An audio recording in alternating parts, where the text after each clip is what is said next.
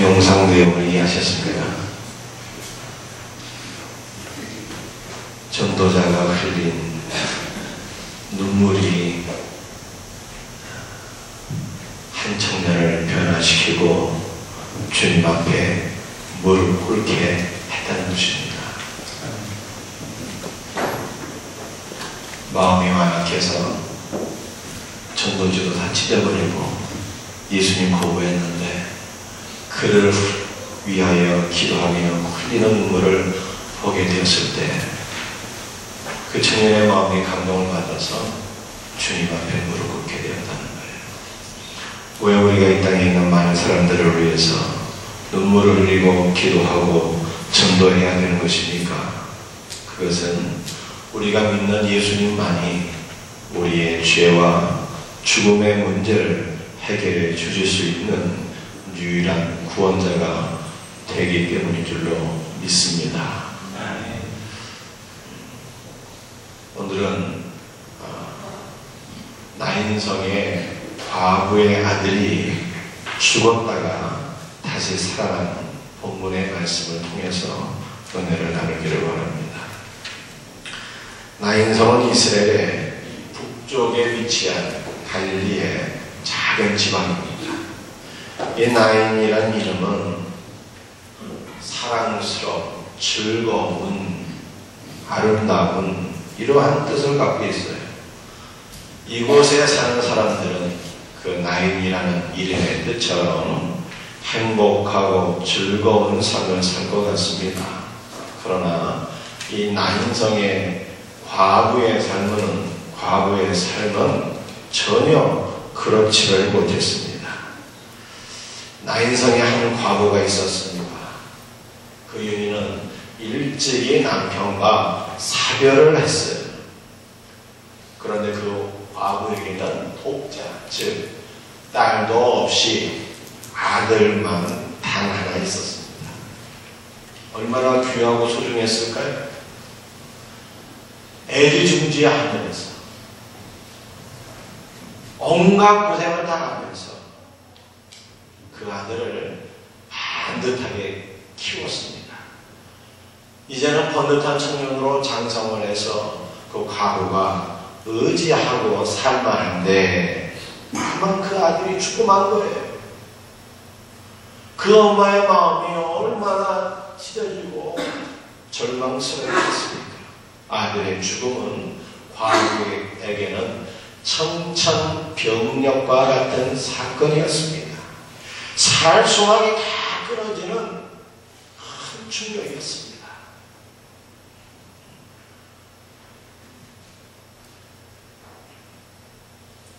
부모가 죽으면 땅에다 묻지만 자식이 죽으면 품 안에 묻는다는 말 있잖아요. 자식 빼놓고 돌아서는 어미는 발자국마다 피가 보인다는 말이 있는데 그 과부의 마음이 얼마나 충격적이었을까를 우리가 조금이나마 헤아려 보게 됩니다. 그런데 이 과부의 독자는 왜 죽은 것일까요? 그 이유가 오늘 본문에는 나와 있지 않습니다.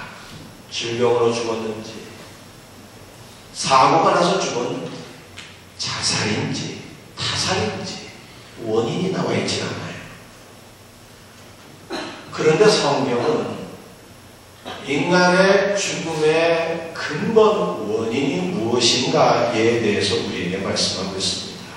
죽음의 근본 원인은 다름 아닌 죄라고 말씀하고 있습니다.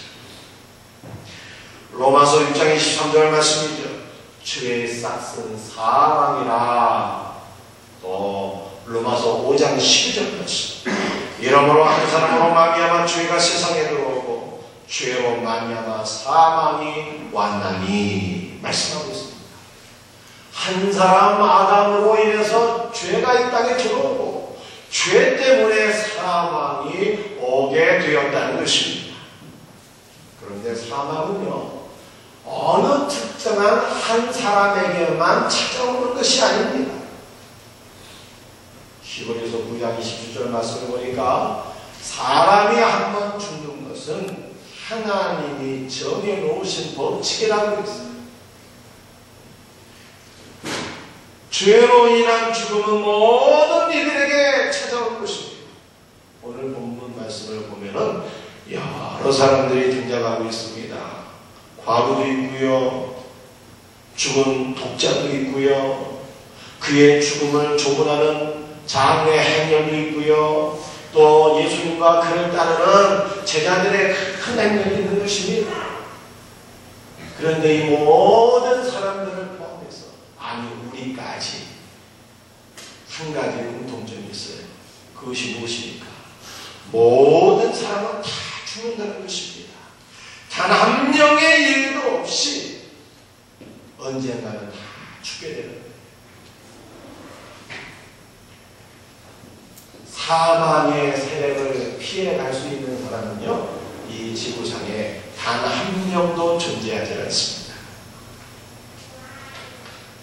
최근에 베네수엘라 대통령 우고 차베스가 2년간의 암 투병 끝에 죽었습니다. 여러분들 베네수엘라가 어떤 나라인지 알고 계십니까? 남미에 위치한 나라인데요, 석유 매장량이 사우디아라비아보다 더 많다는 거예요. 세계 최대 산유국이라는 거예요. 그 대단한 나라에서 우고 차베스가 장장 14년 동안 장기 집권을 했어요. 그러니 그 차베스의 돈이 얼마나 많겠으며 그 차베스의 권세가 얼마나 대단했겠습니까? 차베스가 죽기 전에 마지막으로 남긴 말이 무엇인가? 보니까 살고 싶다는 거예요. 죽고 싶어서 죽은 것이 아니라 간절히 살기를 원했는데, 쌓아놓은 것이 엄청나게 많았으니까 어찌 죽을 수 있겠어요? 너무나도 살고 싶었는데 병을 이기지 못해서 죽게 된 것입니다.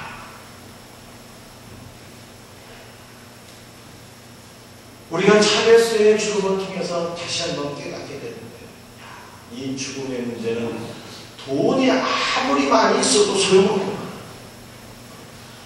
하늘 나는 새를 떨어뜨리는 권력자라고 해도 이 죽음의 문제는 비껴갈 수 없는 거구나. 세상의 의학과 과학으로도 죽음은 해결받을 수 없는 것이구나 깨닫게 됩니다. 죄와 죽음의 문제는 인간의 힘과 노력과 방법으로는 도저히 해결받을 길이 없습니다. 그래서 우리의 힘과 방법으로는 아니 되기 때문에 우리가 죄의 문제를 해결받고 죽음의 문제를 해결받기를 원한다면 우리 밖에 있는 구원자, 우리 밖에 있는 절대자의 힘을 힘입지 않고서는 아니 된다는 것입니다. 우리의 죄의 문제를 해결해 주시고 죽음의 문제를 해결해 주실 분이 누구일까요? 그것은 오직 하나님의 아들 예수 그리스도 한 분 외에는 없는 거예요. 왜 예수님이 우리의 죄와 죽음의 문제를 해결해 주실 수 있는 것입니까? 그분만이 죄가 없기 때문에 그래요. 예수님만이 부정 모혈로서 태어난 분이 아니기에 원죄가 없고요, 그분만 죄를 알지도 못하시는 분이라는 거예요. 뿐만 아니라 우리 예수님은 죽은 자 가운데서 3일 만에 하나님의 능력으로 다시금 살아나신 분이에요. 오직 예수님만이 사망의 권세를 깨뜨리시고 다시금 부활하신 분이기 때문에 그분만이 우리의 죄의 문제를 해결해 주시고 우리의 죽음의 문제를 해결해 주시고 죄와 죽음 가운데 우리에게 영원한 생명을 주실 수 있는 것을 믿으시기를 바랍니다. 그러므로 바울은 예수님의 부활로 인해서 사망의 세력이 꺾여지고 사망 가운데서 구원받을 수 있음을 기억하고 이렇게 기쁨으로 선포했어요. 사망아 너의 이기는 것이 어디 있느냐? 사망아 너의 쏘는 것이 어디 있느냐? 우리는 우리에게 승리를 주시는 예수 그리스도로 인하여 하나님께 감사와 영광을 돌리노라 고백했습니다. 예수님만이 우리에게 승리를 주시고 구원을 주시고 생명을 주시는 유일한 구원자가 되시는 것을 믿으시기를 바랍니다. 아들이 죽어서 절대 절망에 빠진 과부에게 놀라운 사건이 일어났습니다. 그것은 생명의 주관자가 되시는 예수 그리스도께서 그 과부에게 찾아오신 것이에요.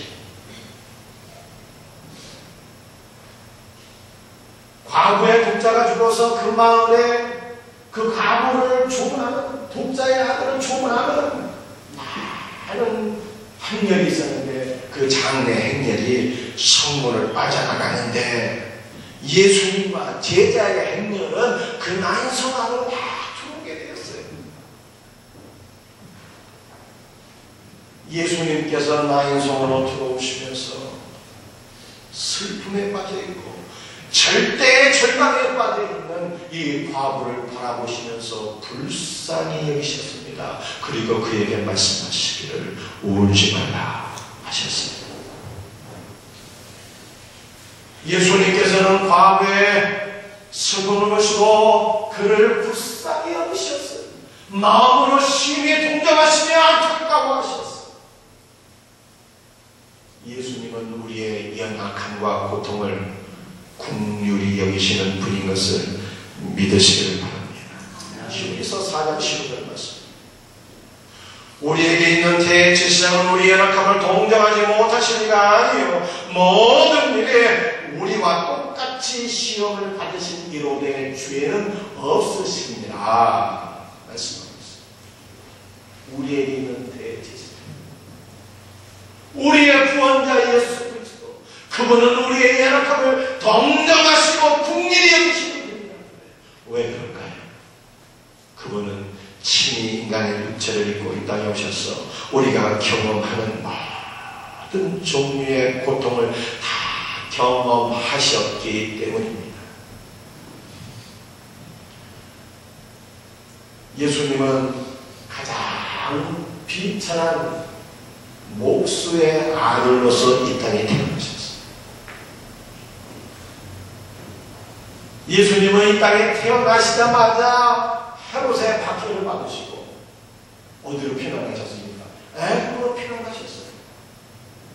헤롯 왕이 죽게 되었을 때 예수님은 다시 이스라엘로 돌아오셨는데 어디에서 6년 시절을 보내셨습니까? 이스라엘 북쪽 갈릴리 지방 나사렛의 한 촌대 처음 동네에서 6년 시절을 보내셨는데 예수님의 6년 시절은 너무너무 가난해서 아버지 요셉의 목수의 일을 거두면서 가정 경제를 도우면서 부모님께 일절 순종하여 받들어 섬기시는 삶을 사셨습니다. 그렇게 30년을 사시다가 마지막 3년의 공생의 기간을 사셨는데 얼마나 많은 핍박과 박해를 우리 예수님 받으셨습니다. 우리 예수님께서는 최후로 십자가에 못 박혀 돌아가셨는데 죽음이 상해에 상상할 수 없는 육체의 고통을 겪으시고 운명하셨다. 성경이 그렇게 말씀하고 있습니다. 인간의 모든 고통을 친히 다 경험하신 예수님은 독자의 죽음으로 인해서 너무나도 슬퍼하고 절망 중에 있는 과부를 불쌍히 여기시면서 그에게 다가가셨고 관 위에 손을 얹으셨어요. 여러분들 유대인이 절대로 하지 못할 일이 하나가 있는데 모세 율법에 의하면 유대인들은 말이죠 시체를 가까이 할 수 없어요. 시체를 가까이 하게 되면 부정함을 품는다는 거예요. 그러나 예수님은 유대인으로서 찾지 못하기를 하시는데 과거가 너무나도 안타까웠어. 과거가 너무나도 불쌍했어. 시체를 가까이 하면 아니 되었지만 가까이 가서 관 위에 손을 얹으셨습니다. 그리고 예수님은 그 죽은 독자에게 말씀하셨습니다. 청년아, 내가 네게 말하노니 일어나라. 그러자 놀라운 기적이 나타나게 되었습니다. 죽은 자가 다시 살아나게 된 것입니다. 예수님의 놀라운 신적 능력으로 과거의 상황이 완전히 역전이 되었습니다. 절대 절망에 빠져있던 과부가 예수님의 능력으로 아들이 살아나자 절대 소망을 다시 얻게 되었습니다. 고통에 빠진 과부에게 기쁨이 찾아오게 되었습니다. 죽음에서 생명으로 과부의 삶이 바뀌어지게 된 거예요. 생명의 주관자 되신 예수님을 만나게 될 때 죽음의 문제를 해결받고 영원한 삶을 얻게 될 것을 믿으시길 바랍니다.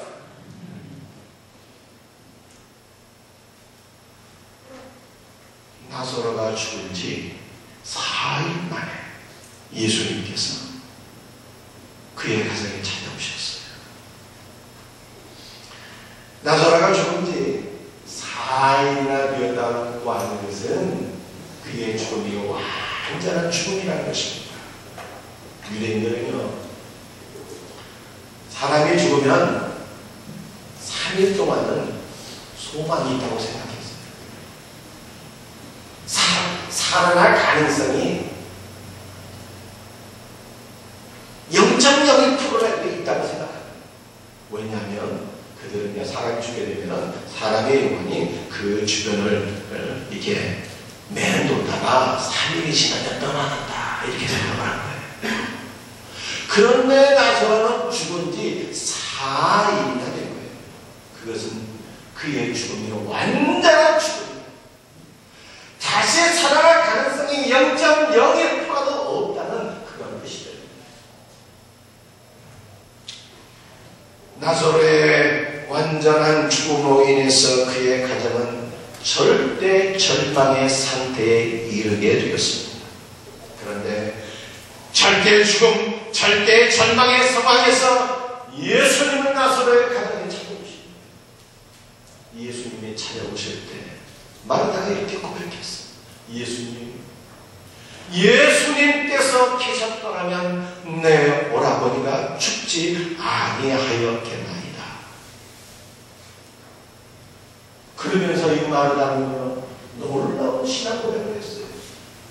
예수님, 이제라도 내 오라버니가 죽은 지 4일이나 되었지만 이제라도 주님께서 하나님께 무엇을 구하신다면 하나님 아버지께서 주님의 기도를 들으시고 응답해 주실 줄로 믿습니다.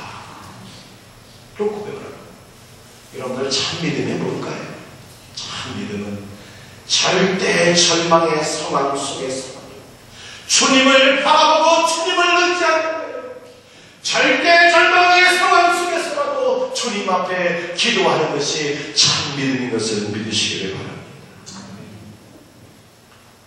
소망이 끊어졌을지라도 주님을 의지하며 기도하면요, 주님께서 소망을 주시고 생명을 주시고 기쁨을 주시고 우리의 삶을 바꾸어 주실 줄로 믿습니다.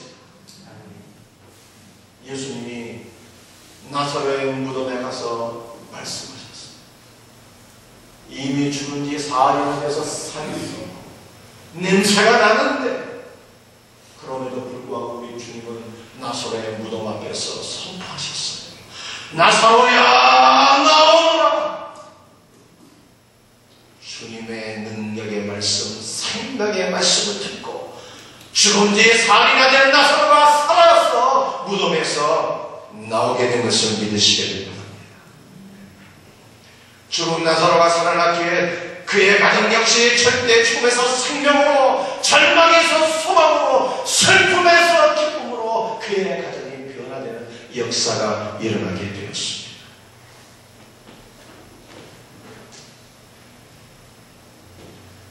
생명의 주관자 되신 예수님을 만나면 죄의 문제를 해결받습니다.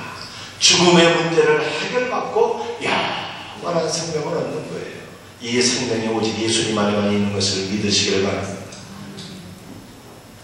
예수님을 만난 과부의 아들, 죽음의 문제를 해결받고 살아났어요. 예수님을 만난 나사로 죽음의 문제를 해결받고 살아났어요. 우리 역시 하나님의 아들 예수 그리스도를 만나서 우리의 죄의 문제, 죽음의 문제를 해결받고 영원한 생명을 얻게 된 것을 믿으시기를 바랍니다. 대한민국은요, OECD 국가 중 자살률 1위입니다. 물질적으로는 풍성한 삶을 살고 있으나 많은 사람들의 마음이 슬프고 우울합니다. 그래서 자살하는 거죠. 죽음의 영이 역사하고 있습니다. 어떻게 죽음의 문제를 해결받을 수 있을까요? 그것은 오직 한 번, 우리의 힘으로는 안 돼. 오직 한 번, 생명의 주관자 되신 예수님을 만나야 죽음의 문제를 해결받고 생명을 받고 소망을 얻고 우리의 삶이 새롭게 되는 거예요. 도모다카 시모지라고 하는 일본인이 있었습니다.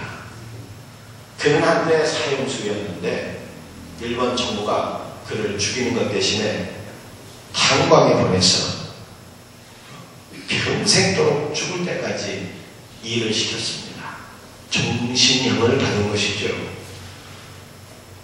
절망 그 자체, 죽을 때까지 국회로 탄광에서 나올 수 없으니 어찌 생각하면 죽는 것이 더 편할 수 있어요. 무슨 소망이 그에게 있었겠습니까? 그런데 하루는 그에게 면회를 온 사람이 있었어요. 다름 아닌 그의 어머니였습니다. 그의 어머니는 나이가 많아서 허리가 구부러지고 머리가 하얗게 생 분이었어요. 마음이 강박해진 그는 어머니에게 욕을 해대면서 가라고 하였습니다. 어머니는 떠나면서 얘야, 엄마가 갖고 온 것이니까 이것을 받아라 하면서 보따리 하나를 남겨주었어요. 아들이 펴보니 그 안에는 돈이 있는 것도 아니고 맛있는 음식이 있는 것도 아니고 어머니가 평소에 보던 낡은 성경책 하나 들려있는 거예요.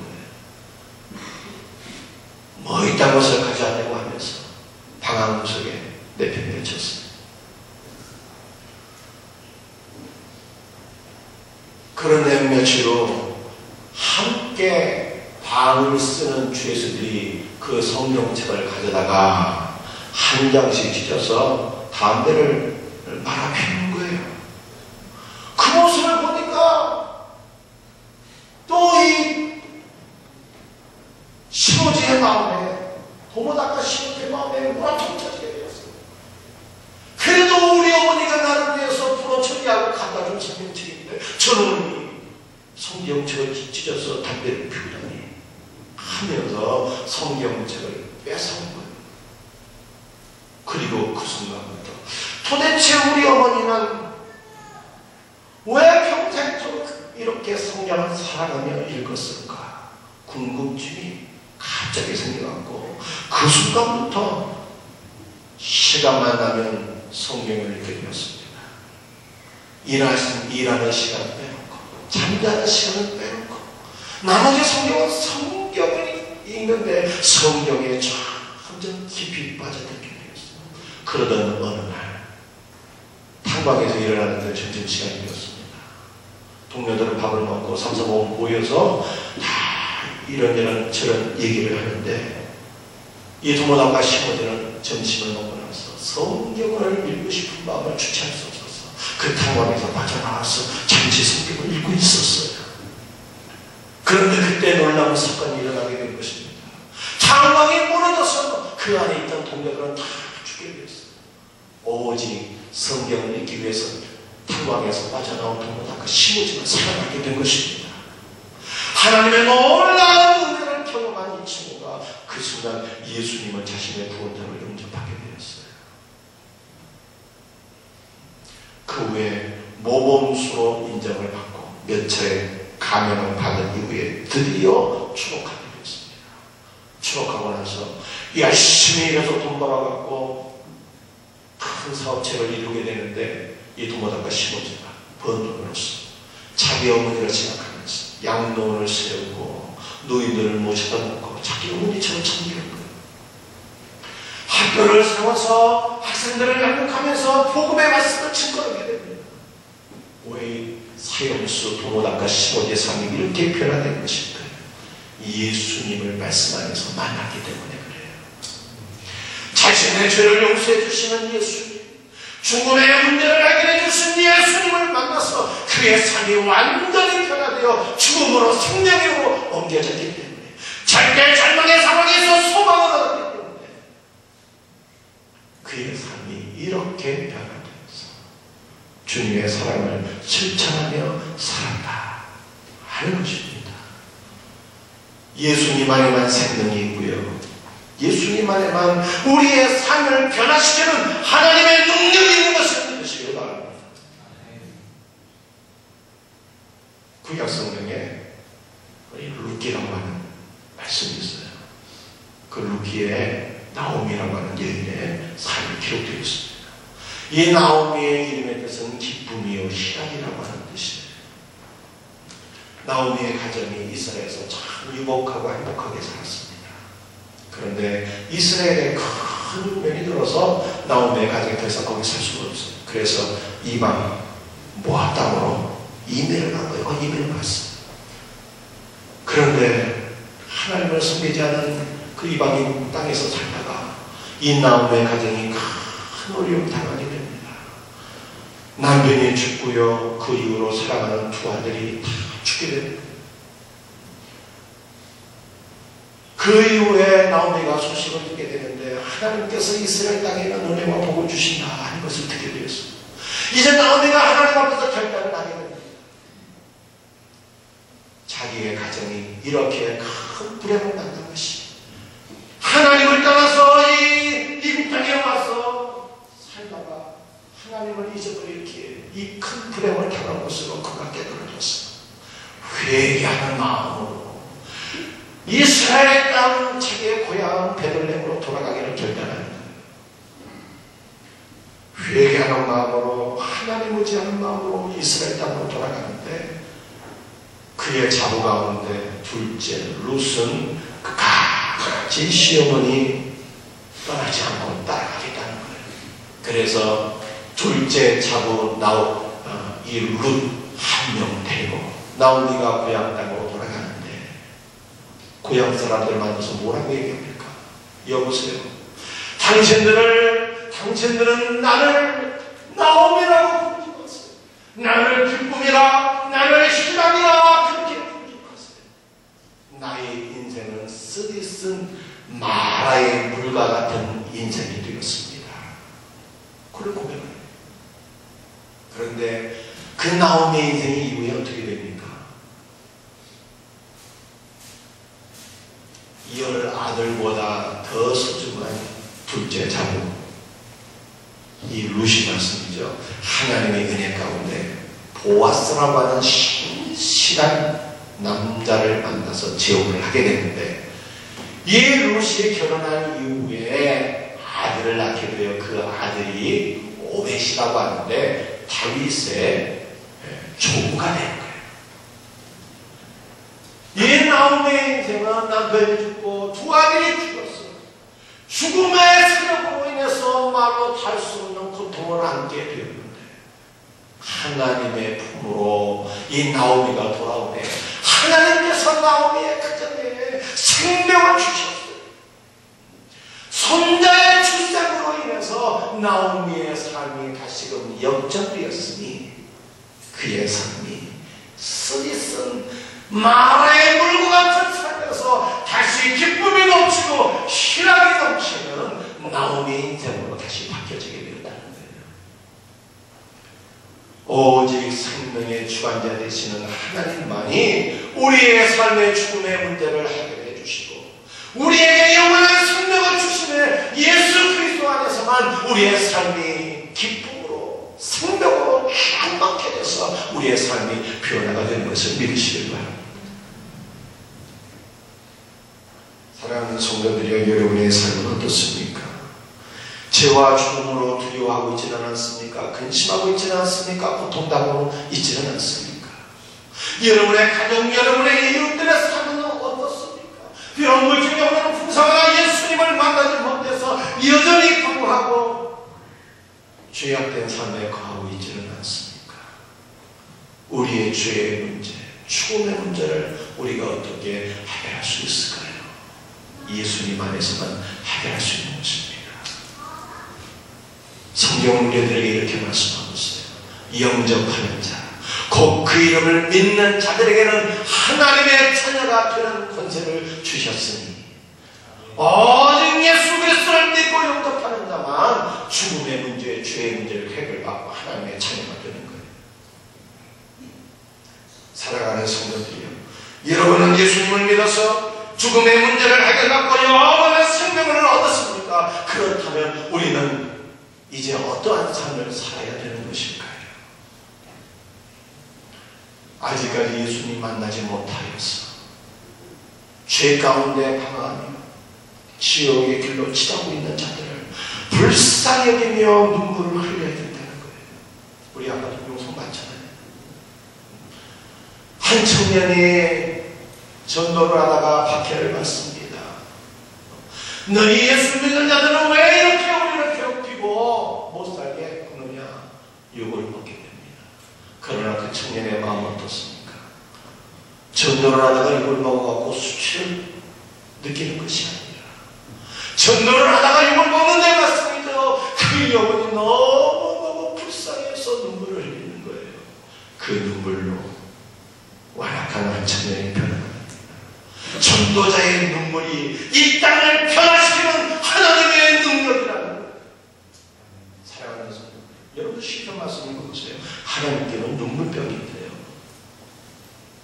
하나님의 눈물병에 성도의 눈물이 꽉 차게 될 때 하나님의 능력이 나타나고 기도응답의 역사가 나타난다는 거예요.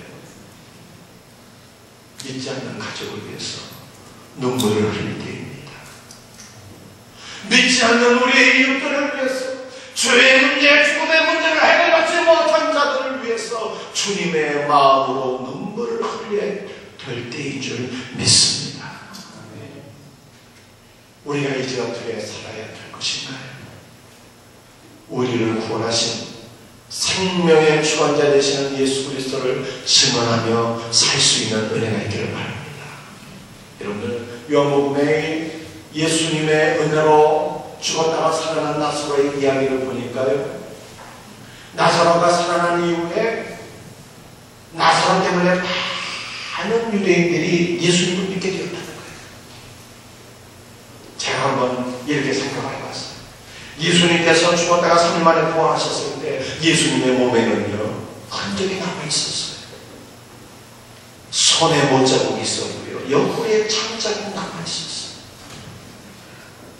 저는 죽었다가 다시 살아난 나사로의 몸에도 흔적이 남아있었을 것이라 생각을 해봤어요.